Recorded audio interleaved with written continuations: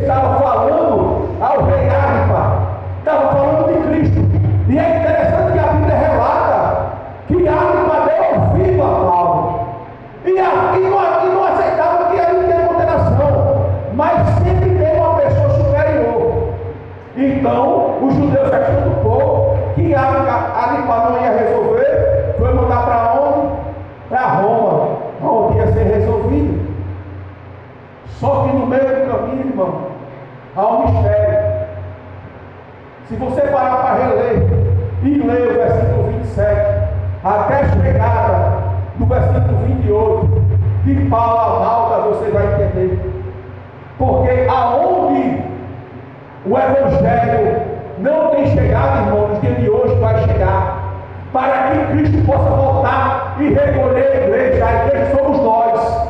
Porque Paulo estava lá em Israel, saiu de lá, foi para a Itália, a navegação estava ruim, e quando ele teve a confiança de dizer assim ao marinheiro que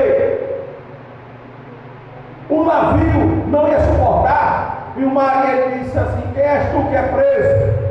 Eu estou conjecturando a forma de falar, porque Paulo estava preso junto com os outros. Mas além de ter alimento, tem outras coisas. Quando veio um navio, aí todos esperaram. E o mesmo marinheiro que estava no barco do filho de Paulo, viu que Paulo estava na graça de Deus.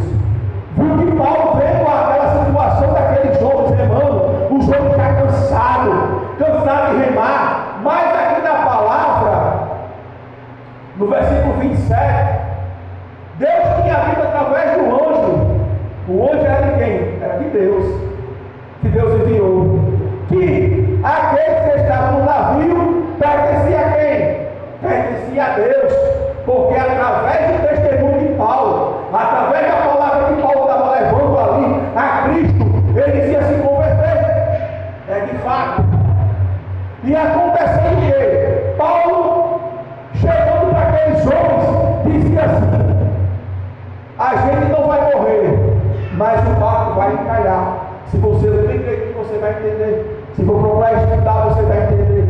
Mesmo que o barco esteja numa tempestade, mesmo que venha os ventos fortes na tua vida e na minha, pode ter certeza que Jesus já enviou o anjo dele para o cumprimento da palavra e o cumprimento da promessa. Aquela promessa que ele me prometeu há muitos anos atrás, pode ter certeza que vai se cumprir. A promessa dele vai se cumprir. Aleluia, aleluia. E Paulo navegando para aqueles homens, pediu aos homens para se alimentar, e vinha falar com os outros marinheiros daquele barco, falando na que jogassem os mantimentos restantes, jogassem o resto dos barcos, para que o barco não venha naufragar. É de fato, o barco não naufragou, mas aí você vai entender o mistério. Eu estou lendo a Bíblia, eu estou fazendo aqui, escacavando a Bíblia do 26, 27 e entrando no 28.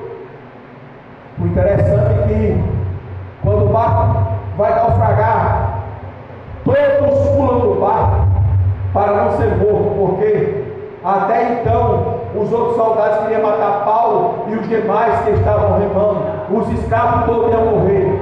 Então o mesmo marinheiro que estava naquele barco, que não acreditou em Paulo, que depois começou a ver que Paulo estava falando a verdade, ele mandou: Paulo, se joga, salva-te. Só que Paulo não estava só. Paulo, além de estar com Cristo, estar com o Espírito Santo com ele também não deixaria os outros irmãos ali a perecer. Por isso que eu digo, irmão, se você vê um irmão na fé fraco, segure na mão dele, traga ele para a igreja, vá buscar ele, traga para a igreja. Não deixe ele morrer na fé. Não queira ver aquele irmão no mundo, irmão. Não é só o pastor que tem que correr atrás, mas é a igreja do Senhor. Porque Cristo, quando chegar, todos vão passar pelo julgamento dele, pelo tribunal dele. Ele vai